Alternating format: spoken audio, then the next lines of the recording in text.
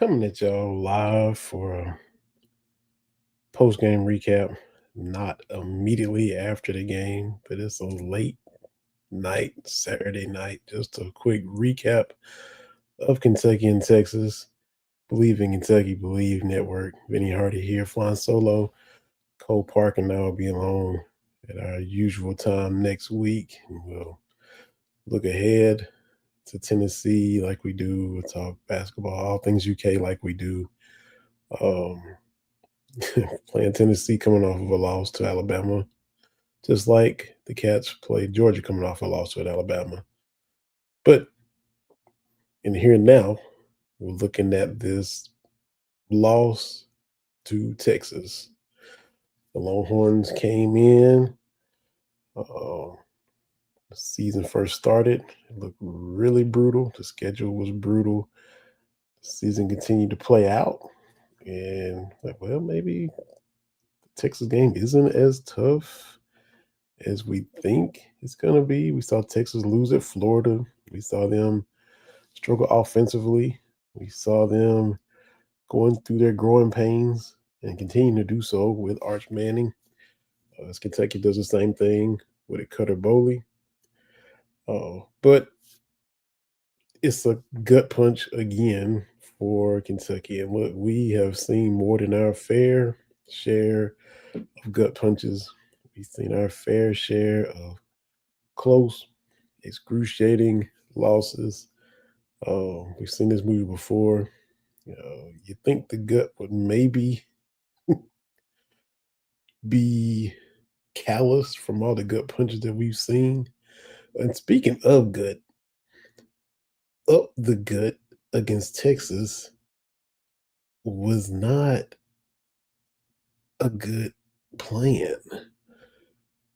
The initial drive, opening drive, you young kids Google Hank Stram, the coach of the Chiefs back in the 60s when they went to the Super Bowl.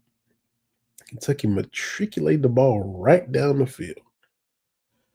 Got to the goal line, got stopped. Got stopped on fourth down. It was a Seth McGowan show early. And this, you hate to see him get banged up. He was already banged up coming into the game, and then he was uh, used extensively, especially on that opening drive.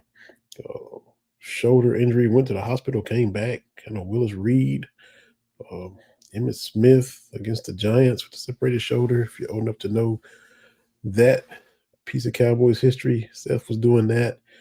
Um, but so many chances, just so many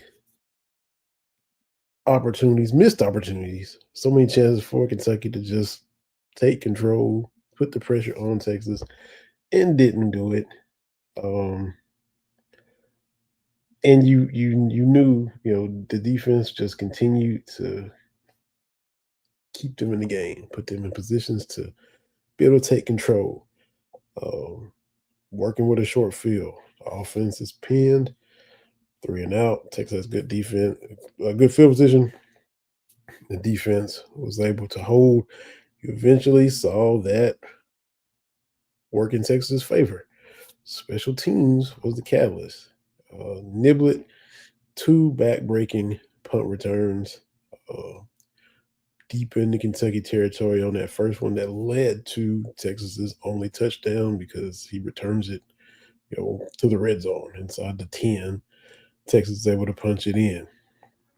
Uh, he breaks loose again late to set Texas up again for a field goal. Um, and he has to break a tackle to do so. You have a man down there to tackle him on the catch. If you're gonna kick to him, have somebody there to tackle him. They did. You got to make the tackle. Tackle wasn't made. Niblet does what Niblet does. So don't kick it to him and put yourself in that situation. But if you do make a tackle and look, special teams, it wasn't a good showing by them either. There's so many things that, like we said, we've got kicked in the gut before. Kentucky was out playing Texas, more first downs, more yards, and losing 7-0. Um, it's just it'll make you sick. Um, Weird play calling, and that's you hate to see. Uh, well, it is what it is. OC, they all catch heat. Um, some deserve, some don't. But this is kind of a weak look. It's a recurring theme. The offense has played countless games against big boy teams. The production, the output leaves a lot to be desired. Um, you win on first down, pick up 9 yards, then on second and one and third and one, you take two deep shots, miss them, and now it's a three and out. What's started with a promising run of 9 yards, and we can't get a yard, and we're throwing deep twice, twice. Um, that was head scratching. That was frustrating. That didn't make a lot of sense. The continuing to run up the middle didn't make a lot of sense. In overtime, again, you get to the goal line and you're running right at the teeth of the defense. You did it in the first initial drive, trying to quarterback sneak with Cutter. Uh, he's 6'5" and long, and you maybe fall for it, but he's not the biggest, bulkiest, thick dude to withstand that pounding. He can't get low. He's not Jalen Hurts. He's not squatting 600 pounds. No attempts to run around the edge. It was like when Kentucky was in, first and goal right there on the goal line. Texas was like, cool. We ain't even sweating it. They had us where they wanted us when it was goal line offense against goal line defense. Um, Dowdle there in overtime, he can barely plant to jump to try to go over the top because Texas is already penetrating. They're at his legs, grabbing his ankles. He can't even jump and really launch and get any kind of legit attempt to go over the top because that's how much Texas had blown everything up. Um, let's look at just some thoughts and comments that we had seen from various different ones. Jeff Drummond, friend of the show, headline: Kentucky beats Kentucky as number 21 Texas looks on. A lot of truth to that. Kentucky beat themselves, and everybody says that. Sometimes it's true, sometimes it's not. But you know, Texas wasn't blowing the doors off of anybody or any type of thing. Bush had him running three times up the middle against Texas, the best interior D line. Again, just what are we doing? We're literally banging our head against the wall. Um, Corey Price, statistician extraordinaire. Arch Manning is just the second QB on an AP top 25 team over the last 30 seasons to complete less than 45% of their passes against Kentucky. The other quarterback on a top 25 team to complete less than 45% of their passes against Kentucky happened way back in 2003, almost 22 years ago, when Casey Clausen for seventh ranked Tennessee completed less than 45% of his passes against the Cats. And we all know what happened. Kentucky lost that game as well. That was right in the middle of the disastrous losing streak to Tennessee. That streak will not be broken until 2011. So November 29, 2003, Tennessee's ranked number 7, top 10 team. Casey Clausen is sub 50% passing, and the Vols still win that game. To get more first downs, more passing yards, more rushing yards, more total yards, and we're still losing 7-0 in the game. Sneaking it with Cutter Boley.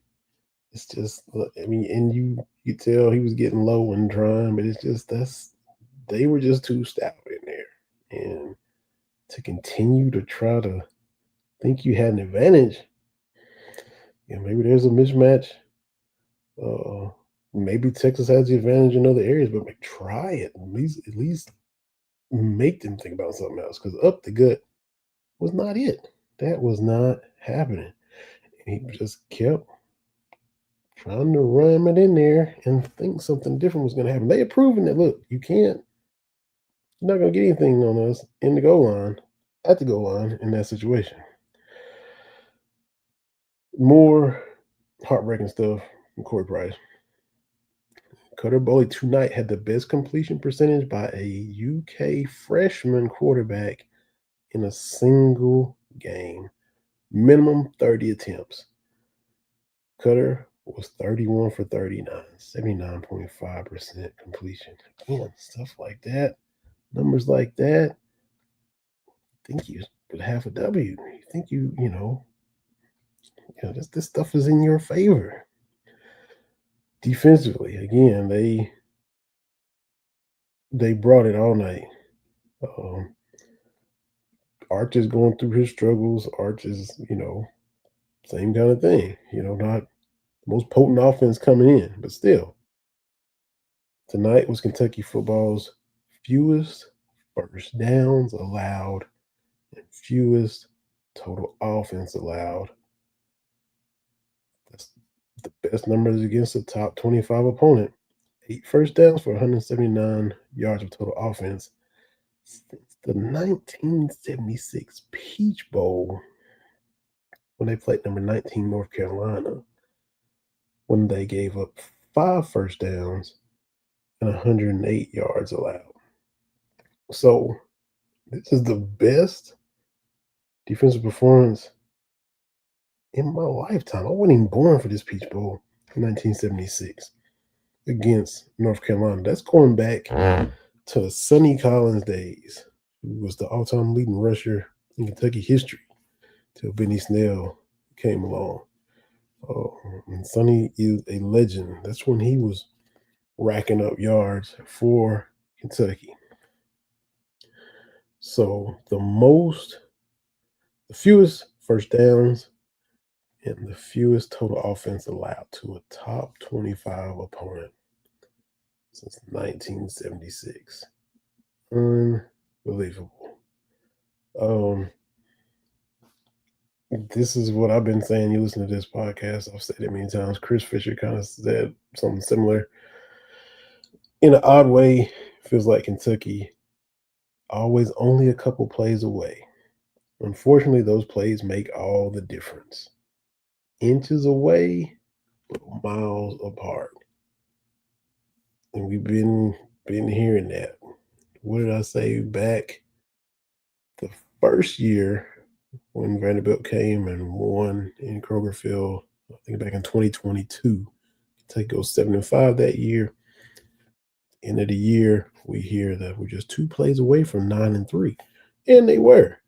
They didn't make those 2 plays. They ended up being 7-5. What did I say earlier this year?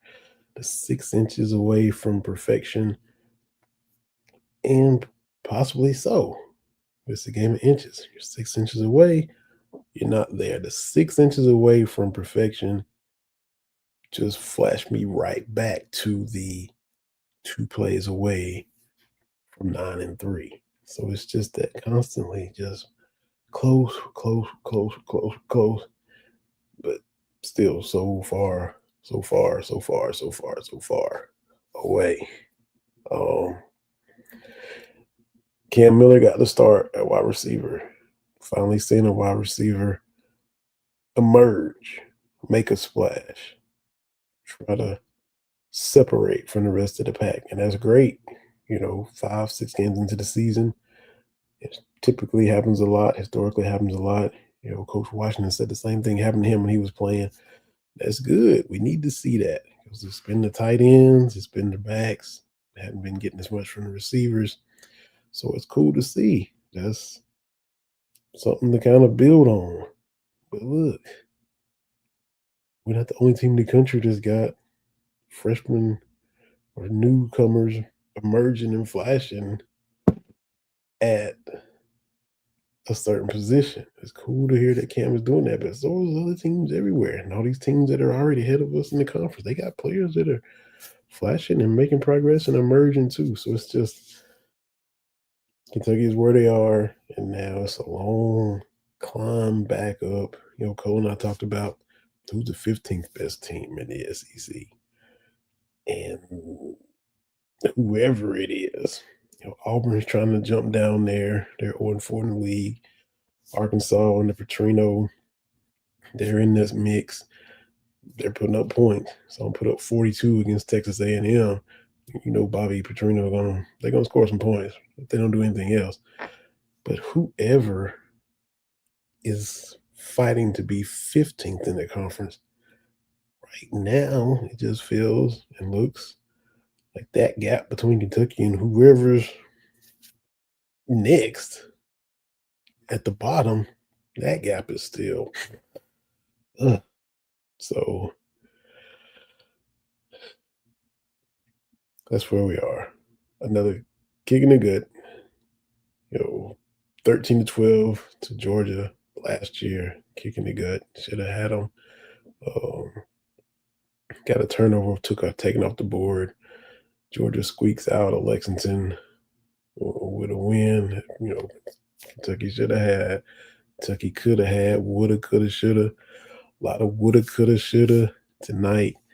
And we just seen a whole lot of woulda, coulda, shoulda for a long time. That's how you have an SEC conference losing streak of a calendar year and counting. And the fight was there. Execution was missing, especially on special teams. Play calling was sus. And, you add that up when your margin for error is very thin, you see yourself continue to come up short. But they got to scrap it. They got to come back in and get ready for Tennessee at home Saturday night. The other UT, they can fight over who the real UT is now. Tennessee coming in off a loss to Bama. And we know all the angst that has happened from the head-to-head matchup with the Vols. But just a quick recap. Appreciate everybody that will tune in and check it out and throw some comments up if y'all feel the same way. We definitely appreciate you listening and watching and all that good stuff. We'll be back to our normal stuff next week. Probably have a crossover podcast. Get a little more insight behind the scenes for some UT perspective. Get some basketball talk in as well. It's all kind of stuff going on, but just another agonizing defeat. A lot of us are numb to it. We still hope that the outcomes can be different, but that was not the case. And it's just, go to the drawing board and do it again and see what happens against the Vols. So wish everybody a good Saturday night, Sunday morning. Enjoy your weekend. Go Cats. And we'll be back soon on Believe in Kentucky on Believe Podcast Network.